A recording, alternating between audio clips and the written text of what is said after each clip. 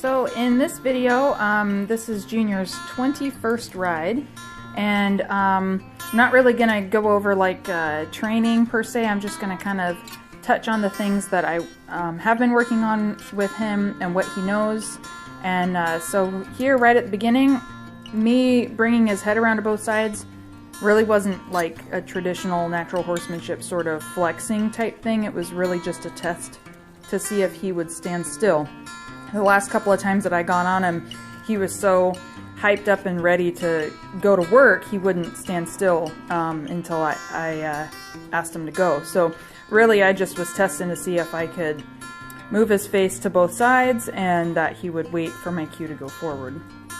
And then obviously once he was good, because he stood there nicely with his feet still, I took him into a walk, warmed him up a little bit at a walk, and then I'm just turning him to the inside of the circle a couple of times, really just reinforcing when I do it that his mouth connects down to his inside front foot.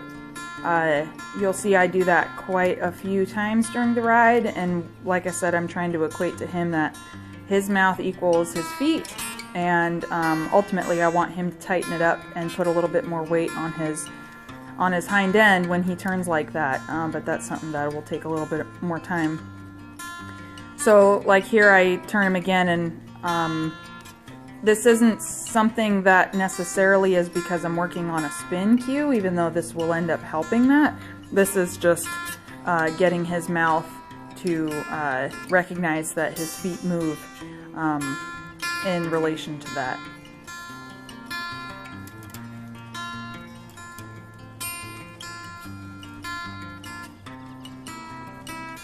And the interesting thing is when you work on this little exercise, it ends up helping when you're doing other things under saddle, like trotting and loping, that he can not only follow his nose, but understand that his mouth and the feeling on the snaffle influences where I want his feet to be. So all of these little things end up helping in other ways for other things that we're doing under saddle as well.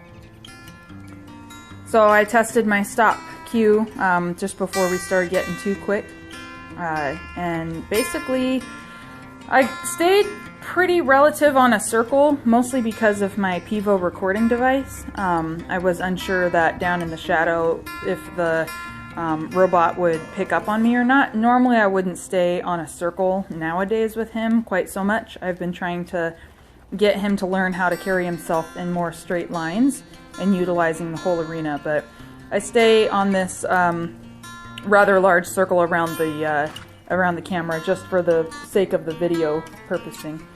But yeah, so I'm just cruising him around, and one of the things that I've kind of figured out in the last couple rides that I was having difficulty with him with was actually micromanaging, which is not too uncommon for me as a very technical rider, but I was realizing that I was asking for a few things all put together that you would expect a more broke horse to know.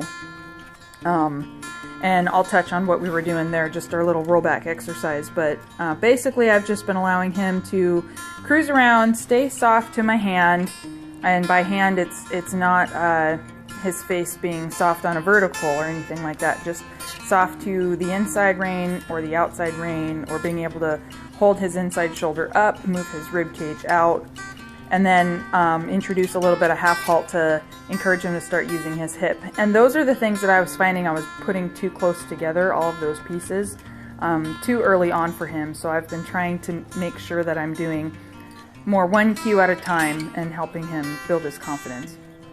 So as I'm working on that going around, you'll see I end up coming up to the fence again. It's just a little exercise I've been doing.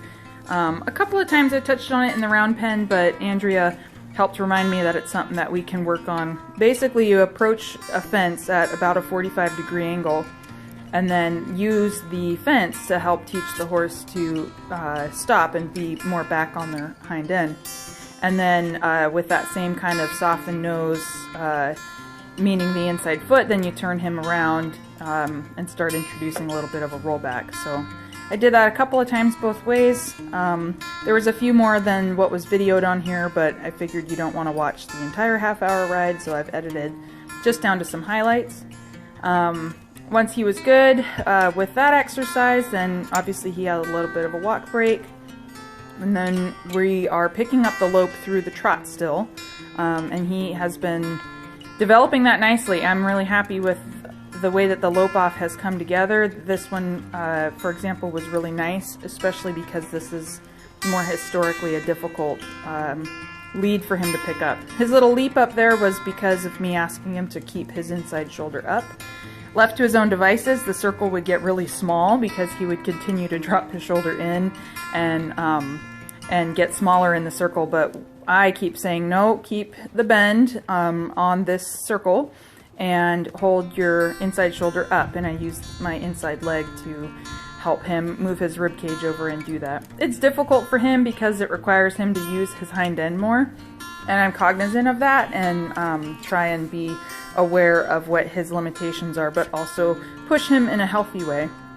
So I was a little tired of just staying on a circle again and again and again, so I ended up doing more what I call ovals. I'm starting to introduce getting on his hip around the corner before we approach the straight side. And that's something that he'll have to learn in the reining world when we go and run down. So I'm just starting to introduce that concept that when you turn, you get onto your hind end. He actually does a little bit better the other direction today, working on that, which we'll see a little bit later in the video. It's kind of funny because as I've been cruising him around, I can't help in my head to just think, lope through the center and let's go change leads the other way. Obviously he's nowhere near that level of broke, but he feels so comfortable loping around on a loose rein and learning how to hold himself up, which has been exciting to feel him progress in that way. So obviously when we were done loping that direction, then I gave him a little bit of a breather break, warmed him back up to the idea of bending and softening on this side and equating that mouth feel on the snaffle to his inside foot. Let him walk a little bit. I was pleased because in this clip here, I've been testing him on kind of cruise mode. So I'm actually only holding the rein with one hand on the very end of the loop and seeing if he'll just stay between my reins and between my feet and leg aids. And he happily took that little break, which was very pleasing to see. So again, I haven't been introducing the lope cue from the walk yet, so we're still doing it through the trot. This was a pretty nice lope off for him. He starts out a little quick the first few circles as I establish this bend and the same rules of his inside shoulder staying up and his rib cage staying bent. But after a couple of circles, he starts to get a little bit more into the swing of things. That particular moment there was me cornering him, starting to tell him that I was going to expect him to stay on his haunches, which I utilize the half halt cue to make sure he's getting back a little bit. This next one looks a lot better. He starts to step more on the inside with the inside hind foot and load with his hips a little bit. Straight lines are still difficult for him. This direction, he really wants to just stay more on a bend. But I was really pleased with how he progressed through that today. The last little bit that I did was just once again reinforcing his mouth connects to his inside front foot, which again, this looks a little bit more like working on a spin, and yes, that will ultimately help me with the spin, but that maneuver itself is not something that I'm actually working on. It's all about his mouth and his feet and how that correlates together. So he halts really nice here, and use that as a good opportunity to give him a pat and call it a day. Ride 21.